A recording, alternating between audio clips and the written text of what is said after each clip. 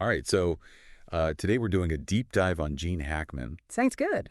And it seems like our listeners really interested in kind of like the whole picture. Okay. You know, we've got a ton of movie titles, a bunch of internet searches, even some stuff about where he lives, and then some more recent stuff, too, that seems like it might be kind of, I don't know, maybe a little controversial. Interesting. So let's just dive in. Yeah, let's get into it. I guess the place to start is with his career. Absolutely. I mean, we're talking about someone who was in some of the most famous movies of all time. Mm-hmm. The French Connection, Unforgiven Hoosiers, The Royal Tenenbaums, even Superman. Wow. Yeah, that's quite a range. Right. And the listeners sent us this huge list of movies. It's impressive. Like a ton. It really shows how much he's done over the years. Yeah, for sure. And not just the quantity, but the different types of roles he's played. Yeah. I mean, you've got the tough cops, but also flawed heroes and even some comedic parts. Yeah, he was really good in The Royal Tenenbaums. Oh, yeah, absolutely. So not just like a big action star, he could do it all. Exactly. He wasn't afraid to try different things and really get into a character. You know what always struck me about him was that intensity. Yeah. Like, even when he wasn't saying anything, Mm-hmm. you could tell there was a lot going on under the surface. Definitely. I think that's part of what made his performances so captivating. Yeah, totally. And do you think that's something that carried over into his personal life, too?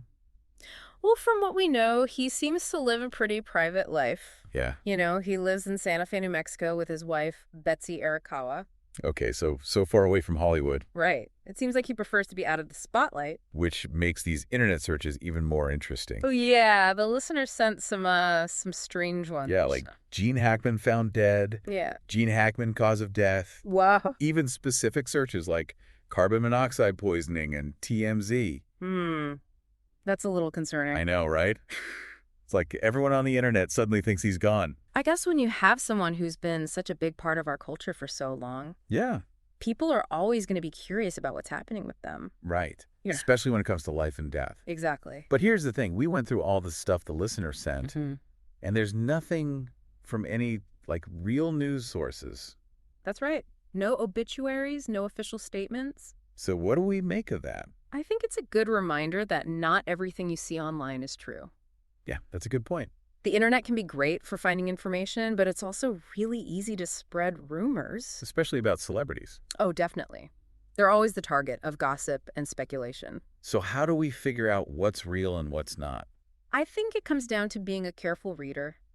You know, Okay. checking your sources, looking for evidence. So like if it's not on a big news site. Or a government website or somewhere that's known for being reliable. Right. It's probably best to take it with a grain of salt. That's good advice for anyone, really. Yeah.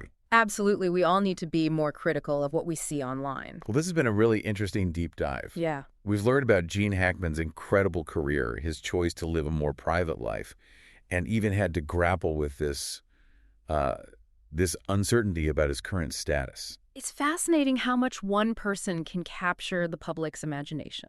Yeah, and it makes you think about how we consume information in this digital age. It definitely does. So I guess the question for our listener is, how do you decide what to believe? How do you separate fact from fiction when there's so much noise out there?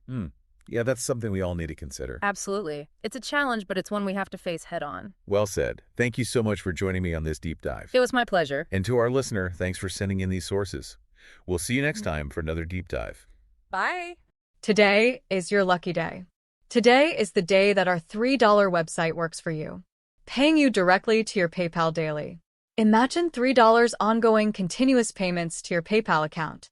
Imagine falling asleep and waking up to $300 in your PayPal account. How would this make you feel? How could this help you? What bills could you pay? What kind of fun could you have? What does that retirement look like now? All for a one-time payment of $3. This website is DFY done for you, fully built and completely hosted, and never stops collecting payments for you. You have spent $3 on coffee on a regular, but that coffee won't help you create multiple streams of income. Click the link below.